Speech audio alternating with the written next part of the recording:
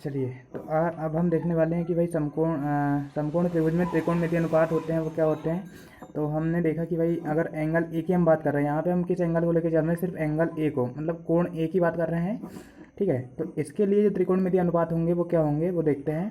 कि जैसे अगर साइन ए है तो इसके लिए त्रिकोणमितीय अनुपात क्या हो जाएगा, साइन ए बराबर हो जाएगा लंब बटे कर्ण। अब इसके लिए लंब क्या हो जाएगा, देखिए यहाँ पे सबसे पहले समझ लेते हैं कि लंब, कर्ण और आधार क्या होते हैं। तो 90 अंश के सामने वाली जो भुजा है वो क्या हो जाएगी हमारी कर्ण। ठीक है, 90 अंश के सामने वाली भुजा क्या हो जाएगी, कर्ण। 90 अंश के सामने वाली जो हमेशा यही होता है कि 90 अंश के सामने वाली जो भुजा रहेगी वो क्या कहलाएगी, कर्ण। ठीक है, इसके अलावा हम किस एंगल की बात कर रहे हैं, तो हम यहाँ पे ए एंगल की बात कर रहे हैं, एंगल ए की बात कर रहे हैं, मतलब कोण ए की बात कर रहे हैं। तो इसके सामने वाली भुजा जो होगी वो कहलाएगी लंब। ठीक है, और जो बची भुजा है अब हम उसको क्या बोल देंगे, आधार। ठीक है, तो ए भी क्या हो जाएगा हमारा आधार। तो यहाँ पर देखते हैं हम कि साइन ए बराबर होता है लंब बटे कर्ण। ठीक है, तो साइन ए बराबर क्या होता है, लंब बटे कर्ण, लंब बटे कर्ण।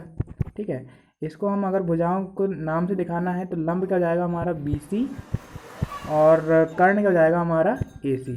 ठीक है, ऐसे ही होता है कॉस एक, मतलब दूसरा त्रिकोणमितीय अनुपात है कॉस ए। हमें अभी एंगल ए की बात कर रहे हैं। ठीक है, दूसरा त्रिकोणमितीय अनुपात जो है हमारा वो कॉस ए है, और कॉस ए बराबर होता है आधार बटे कर्ण। क्या होता है, आधार बटे कर्ण। ठीक है, आधार बटे कर्ण। अब यहाँ पे आधार क्या है, तो आधार है यहाँ पे ए बी। ठीक है, तो यहाँ पे हम लिखते हैं आधार ए बी, और कर्ण क्या है हमारा, तो कर्ण हमारा हमेशा रहेगा ए सी। ठीक है, कर्ण ए सी। ठीक है, अब अगला त्रिकोणमितीय अनुपात जो है वो है tan। ठीक है, tan ए। ठीक है, tan ए बराबर होता है लंब बटे आधार। ठीक है, क्या होता है, लंब बटे आधार। अब लंब क्या है, तो लंब हम देख सकते हैं यहाँ पे, चलिए फिर से बना लेते हैं हम एक त्रिभुज।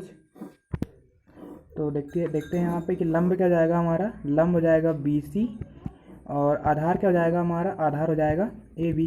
ठीक है, ये हम देख चुके हैं। अब चौथा जो होता है वो साइन का अपोजिट होता है।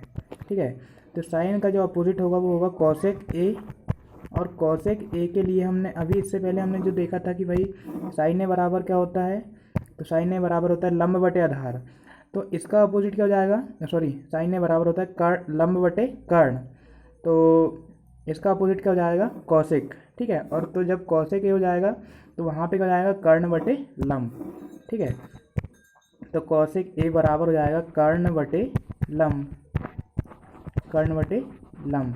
ठीक है, और कर्ण क्या है हमारा, कर्ण है ए सी, और लंब क्या हो जाएगा हमारा बी सी। ठीक है, पांचवा त्रिकोणमितीय अनुपात वो होता है कॉस ए का अपोजिट। ठीक है, अब कॉस ए क्या था, तो कॉस ए हमने यहाँ पे देखा था कि कॉस ए होता है आधार बटे कर्ण। जब कॉस ए आधार बटे कर्ण होता है तो सेक ए क्या होगा, तो सेक ए हम देखते हैं, सेक ए हो जाएगा हमारा कर्ण बटे आधार। तो सेक ए हमारा क्या हो जाएगा, कर्ण बटे आधार।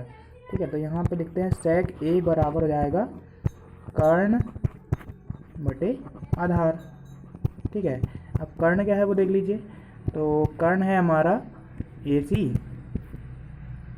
और आधार है हमारा ए बी। ठीक है, अब अगला देखते हैं, तो वो होता है tan का अपोजिट। ठीक है, मतलब tan का व्युत्क्रम, तो tan का व्युत्क्रम होता है cot। ठीक है, tan a का व्युत्क्रम हो जाएगा cot a। अब tan a बराबर हम देख रहे हैं यहाँ पे लंब बटे आधार होता है, तो cot a बराबर क्या हो जाएगा, आधार बटे लंब। ठीक है, आधार बटे लंब। अब आधार हमारा है ए बी, और लंब क्या है, लंब है हमारा बी सी। ठीक है, तो इस प्रकार से 6 त्रिकोणमितीय अनुपात होते हैं। ठीक है, चलिए तो अब हम देखने वाले हैं कि इन त्रिकोणमितीय अनुपातों को याद कैसे रखा जाए। ठीक है, तो हमने यहाँ पे देख चुके हैं कि साइन ए बराबर होता है, साइन ए बराबर होता है लंब बटे कर्ण। ठीक है, कॉस ए बराबर होता है, कॉस ए बराबर आधार बटे कर्ण। ठीक है, tan ए बराबर होता है लंब बटे आधार। ठीक है, ये 3 मुख्य त्रिकोणमितीय अनुपात है, और इनके जो व्युत्क्रम होते हैं उनको भी देख लेते हैं कि साइन का व्युत्क्रम हो जाएगा कॉसेक, साइन का व्युत्क्रम क्या हो जाता है, कॉसेक, और कॉसेक बराबर क्या होता है, कर्ण बटे लंब, ठीक है, कर्ण बटे लंब, ठीक है। कॉस का व्युत्क्रम हो जाता है सेक, ठीक है, कॉस का जो अपोजिट होगा या व्युत्क्रम होगा उसको हम बोलेंगे सेक, ठीक है, और सेक बराबर हो जाएगा, अब यहाँ पे आधार बटे कर्ण है तो ये हो जाएगा कर्ण बटे आधार, ठीक है, कर्ण बटे आधार।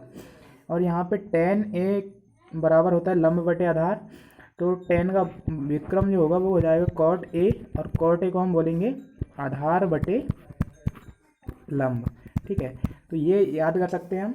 अब इनको याद करने की ट्रिक होती है कि एक, जैसे यहाँ पे मतलब हम इसको एक प्रकार से याद कर सकते हैं कि लाल बटे कक्का, ठीक है, क्या होती है ट्रिक, लाल बटे कक्का।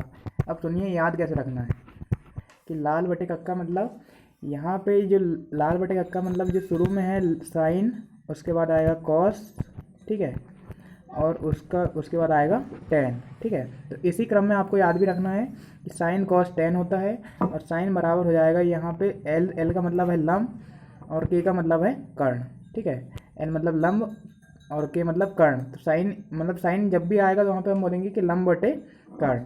वैसे कॉस है तो कॉस यहाँ पे ए का मतलब है आधार और के का मतलब है कर्ण, तो कॉस बराबर हो जाएगा आधार बटे कर्ण। और टेन के लिए हम जब हम बात करेंगे तो टेन बराबर हो जाएगा लंब बटे आधार, ठीक है। तो साइन कॉस टेन याद कर लेना है, और उसके बाद जो बाकी के जो तीन त्रिकोणमितीय अनुपात है वो अपने आप याद हो सकते हैं कि साइन का अपोजिट कॉसेक होता है, कॉस का अपोजिट सेक होता है, और टेन का अपोजिट कॉट होता है, ठीक है। तो साइन बराबर क्या हो जाएगा लंब बटे कर्ण, कॉस बराबर हो जाएगा आधार बटे कर्ण, और टेन बराबर हो जाएगा लंब बटे आधार, ठीक है। तो ये इंपॉर्टेंट ट्रिक है, इसको हमेशा याद रखना है कि साइन मतलब साइन कॉस टेन इस टाइप से याद सीरियल से याद कर लो, और उसके बाद हो जाएगा लाल बटे कक्का, ठीक है। तो ये सब लोग याद कर लेना है, ठीक है।